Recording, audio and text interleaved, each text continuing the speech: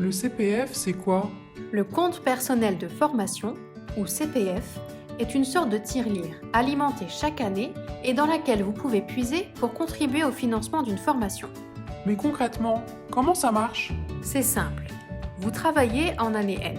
Au début de l'année N+1, votre compte est alors alimenté de 500 €. C'est un processus automatique qui se renouvelle chaque année, jusqu'à ce que votre cagnotte atteigne 5 000 €. Par contre, si vous n'avez pas d'activité rémunérée durant une année, votre compte ne sera pas alimenté l'année suivante. Votre CPF continue d'être alimenté lorsque vous êtes en congé pour vous occuper d'un enfant, ou en absence pour maladie professionnelle ou accident du travail. Même si vous changez d'employeur ou si vous perdez votre emploi, ce que vous avez perçu reste acquis. Et moi, j'y ai droit? Tout à fait. Le CPF s'adresse à vous si vous travaillez dans le secteur privé en tant qu'employé, libéral, indépendant et même si vous êtes en recherche d'emploi. Si vous êtes fonctionnaire, vous bénéficiez aussi du compte personnel de formation. Votre CPF n'est alors pas alimenté en euros mais en heures. À la fin de chaque année, vous obtenez 25 heures jusqu'à ce que votre compte atteigne 125 heures. Et mes heures de diff alors? Pas de panique. S'il vous reste des heures acquises grâce au droit individuel à la formation, vous pouvez les intégrer à votre CPF. Attention, vous n'avez que jusqu'au 30 juin 2021. Ne tardez pas. Après cette date, les heures de diff seront perdues. Pour connaître les heures de diff qu'il vous reste, vous pouvez consulter les documents suivants.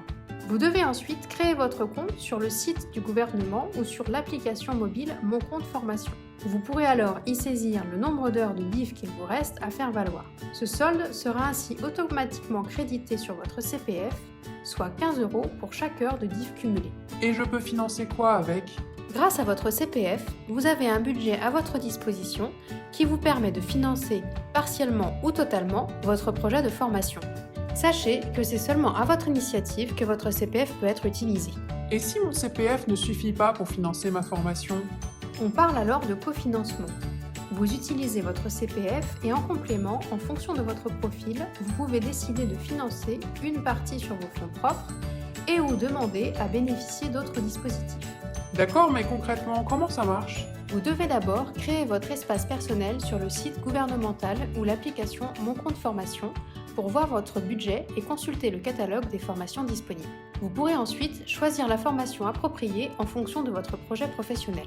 Si vous souhaitez effectuer votre formation sur le temps de travail, vous devez envoyer votre demande d'autorisation d'absence à votre employeur en respectant les délais prescrits.